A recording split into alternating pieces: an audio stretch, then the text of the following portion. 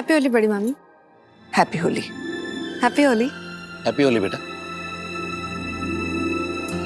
Happy Holi.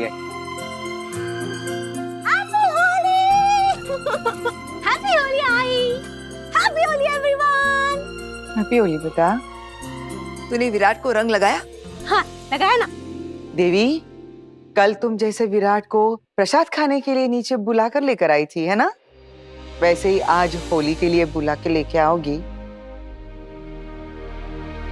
काकू, मैं गई थी वीरू के पास और मैंने उससे बोला था कि वीरू चल नीचे सबके साथ होली मना, लेकिन उसने मुझे बोला कि ताई मेरा मन नहीं है और मेरे साथ जबरदस्ती मत करना। अब क्या करें?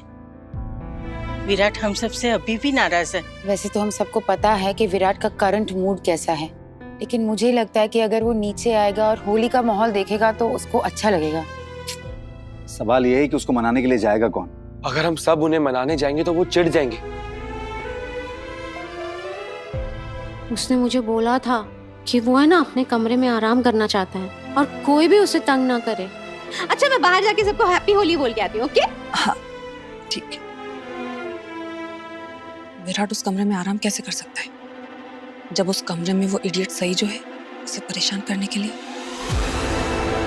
मुझे जाकर कुछ करना होगा। बड़ी मामी, मैं देख के आऊं विराट ठीक है या नहीं?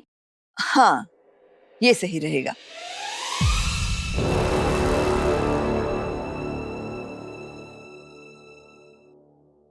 लगता है आज भगवान ने हमारी सुन ली। आज के शुभ दिन पर तुमने घर छोड़ के जाने का फैसला कर लिया है। अब आएगा हैप्पी वाली होली मनाने का मजा। असली मजा पता है कब आएगा बाकी दीदी? असली मजा तब आएगा जब आप अपने बैग पैक करके सवार निवास छोड़कर चली जाओ, हमेशा हमेशा के लिए। तब होगी हैप्पी वाली होली। नहीं बाकी दीदी, अगर भगवान जी हर ऐरी गैरी ख्वाहिश लोगों की पूरी करने लगे तो दुनिया तो 2 दिन में खत्म हो जाएगी। वैसे होली के दिन ना लोग अपने गिले शिकवे माफ कर देते, लेकिन हमारे बीच की ये बहस है ना, ये हमेशा चली। And sorry to disappoint you बाकी दीदी, मैं ना घर छोड़ के नहीं जा रही। मैं घर के छोटे से किसी काम से बाहर जा रही हूँ, जल्दी वापस आ जाऊंगी। सही। इंसान किसी के भी घर में जबरदस्ती घुस सकता है जैसे तुम घुसी, किसी के भी कमरे में भी जबरदस्ती घुस सकता है जैसे तुम घुसी हो, लेकिन किसी के भी दिल में जबरदस्ती घुस पाना मुमकिन नहीं है। जैसे तुम विराट के दिल में अपनी जगह नहीं बना पा रही हो। तुम दोनों के बीच में इतनी दूरियां हैं कि एक ही कमरे में, पर्दे की ही सही, लेकिन दीवार जरूर है। तुम्हें ऐसे रहते हुए शर्म नहीं आ रही? बाकी दीदी, आपने वो कहावत सुनी है, भैंस गाय को बोले तेरी पूंछ काली? कहना क्या चाहती हो सीधा सीधा बोलो। कि आप शर्म की बात कर रहे हैं। शर्म तो उन 2 आंखों को आनी चाहिए ना जो हमेशा दूसरे के कमरे के दरवाजे पर नजर टिकाई रहती हैं, किसी की पर्सनल लाइफ में क्या हो रहा है वो देखती रहती हैं। शर्म तो उन 2 आंखों को आनी चाहिए जो बेशर्मी से सपना देखती है, वो सपना जो कभी सच नहीं होगा, वो सपने जिन्हें देखने का उसे कोई हक ही नहीं है। शर्म आनी चाहिए उन कानों को जो हमेशा दूसरे की दीवार पर चिपके रहते हैं, इस उम्मीद में कि कब क्या झगड़ा सुनाई दे जाए तब जाके दिल को चैन मिलेगा, खुशी मिलेगी, है ना बाकी दीदी? हमारे बीच में पर्दे की ये दीवार कभी ना कभी तो गिर जाएगी, क्योंकि मैं अपने पूरे वजूद के साथ उस कमरे में अपने पति के साथ मौजूद हूँ। लेकिन उन आंखों का क्या जो दरवाजे के बाहर खड़ी है? उनके सपने कभी पूरे नहीं होंगे। उन कानों को कोई आवाज देके अंदर नहीं बुलाएगा। और बाकी दीदी, आप मुझे इस जबान से शर्मिंदा करने की कोशिश कैसे कर रही हैं, जिस जबान पर मेरे पति का नाम देवर की हैसियत से होना चाहिए? आप उस जबान से मेरे पति का नाम किसी और उम्मीद से लेती हैं। शर्म तो आपको आनी चाहिए ना? सही तो आखी दीदी, ऐसे होता है जब दूसरों के कदमों पे नजर रखते हैं ना तो अक्सर खुद के कदम लड़खड़ा जाते हैं। संभाल के।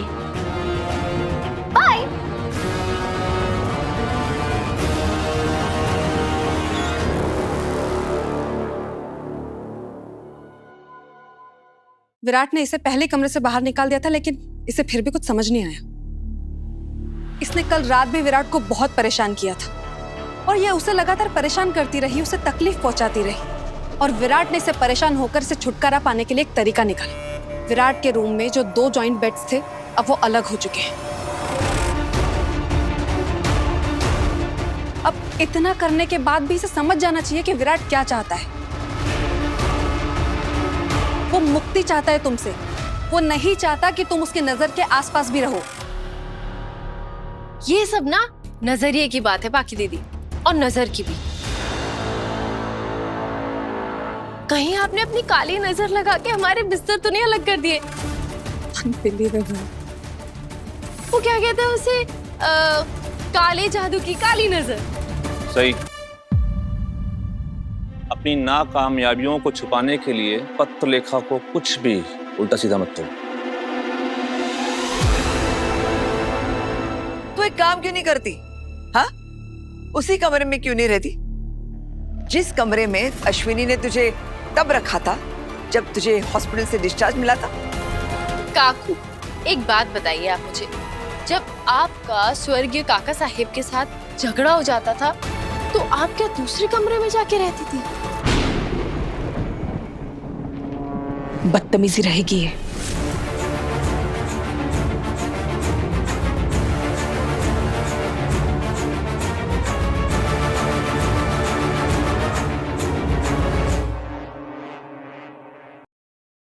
कमल सर, आपने अपनी बेटी को पढ़ाया, लिखाया और उसे सब्र क्यों नहीं सिखाया? वो शांत क्यों नहीं रह सकती है? हर चीज में पलट जवाब क्यों करना होता उसे? और सबके हक के लिए उसे क्रांति क्यों करनी होती है? अगर आप आज यहाँ होते ना, मैं आपको बताता कि कितनी तकलीफ से गुजर रहा हूं मैं। दिल तोड़ा है उसने मेरा। सही की शरारतें, उसका जो बचपना था एक वक्त पर मुझे सुकून देता था, लेकिन आज वही मुझे तकलीफ दे रहा है। तकलीफ किसकी जिंदगी में नहीं होती काकू? और आई और बाबा, इनके बीच में भी तो मन मुटाव कितने सालों तक था, फिर भी रहते तो एक ही कमरे में थे ना? अश्विनी, इतने बदकिस्मत हैं हम। इस विराट के कहने पर हमने आपस की दूरियां मिटाई, हमने खुद अलग किए, बिस्तर एक किए। आज उसी हमारे बेटे के बारे में हमें ये सब सुनना पड़ रहा है। मदद भी तो नहीं कर सकते ना उसकी कुछ भी।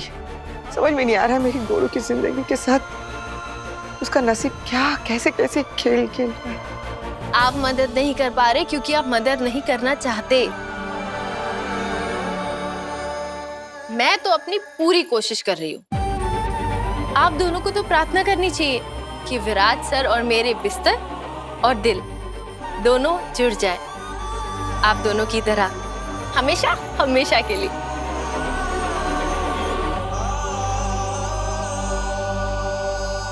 हम तो ये प्रार्थना करेंगे कि तू विराट की जिंदगी से निकल जाए हमेशा हमेशा के लिए।